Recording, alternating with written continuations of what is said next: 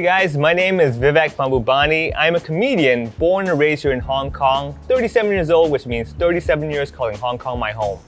Hey everybody, my name is Muk. I'm a personal trainer. I'm born and raised here in Hong Kong. I've been living in Hong Kong for 30 out of 40 years. I'm 40 years old and I'm basically young. So speaking of the past, I mean, I used to be in the IT industry doing websites and graphic design. And yourself?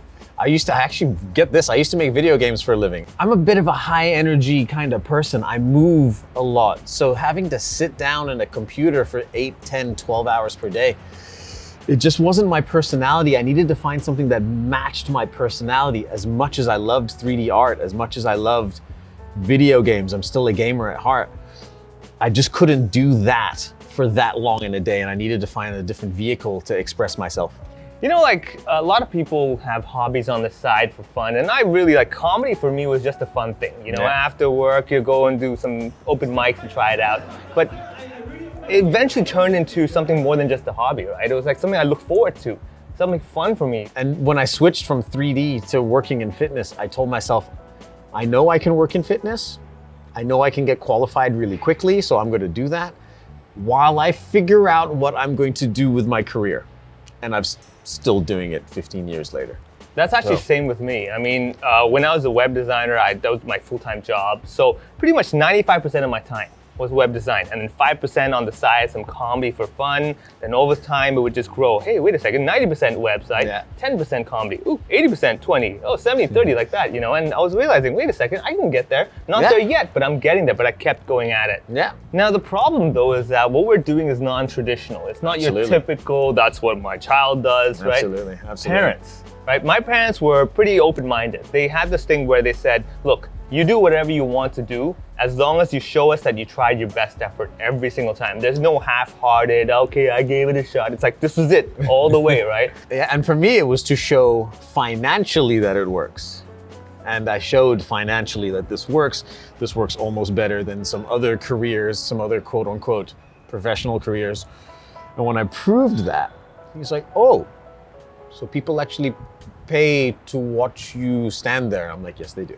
I mean, same with myself. Initially, obviously there was the worry from parents thinking, okay, I don't know, you know, is this gonna be feasible? Is this financially possible? But it was a matter of seeing that he was putting genuine effort in. You know, it was being open to communication. I was explaining to them, okay, I'm really doing all this stuff. Sure, the first project is not done yet, therefore there's no income yet, but look, in this month, I'm gonna be done with this project, and then by then, this person will pay me this amount. So they were more at ease, you know, thinking like, okay, he seems to have a plan. So we'll let the plan run out. And I think that's what they appreciate. They appreciate the plan. They appreciate the effort. Humans appreciate effort. When they see you've got a goal and they see the reality of that goal working, they go, oh, this might actually be okay. It's just they've never been exposed to looks like that before. They've never seen it. They've seen a comedian on TV, but they didn't really see the career path that came from that person. So the point is, open communication was really important for me to convince my family and my parents to kind of say, okay, I think this is real. This is not just having fun and trying out. This is serious now. So that was most important. They held me accountable. They didn't just say, okay, do whatever you want, but it was more like, do whatever you want, but prove to us that this is really what you want. And basically, I had to every time put in 100% effort and show them at the end of the month, this was real. Now you're a father, right? I am. And this is the real deal. There's no theories anymore. This is all practical now. What would you advise your kid for the future? I'm going to try everything to ingrain into him, to tell him, whatever you do, just try to be not the best at it, but the best you can be at it. Right? Trying to be the best at something, there's so many people out there. If you do become the best at something, fantastic. But be the best you can be at whatever path it is that you choose, because that is going to give you overall satisfaction and happiness.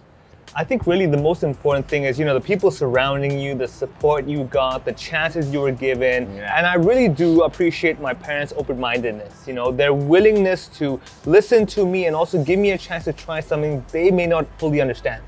The fact that they said, okay, you know what, I don't understand what you're doing, but you seem like you really mean it, and I'm going to give you a chance and go for it. And I have to thank them for that. If it wasn't for that, I probably would be sitting in my room clicking away at another job interview email. I 100% thank my parents. So obviously putting me through school and putting me through all of that. As much as the support they give, also the pushback of the, are you sure?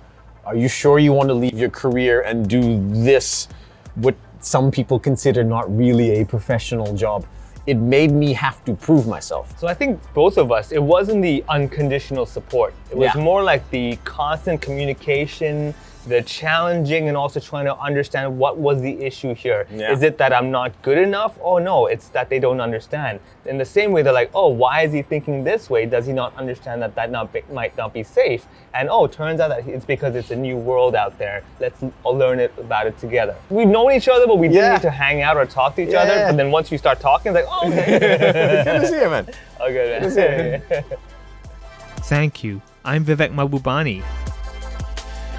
Thank you. I'm Muk Venkatraman.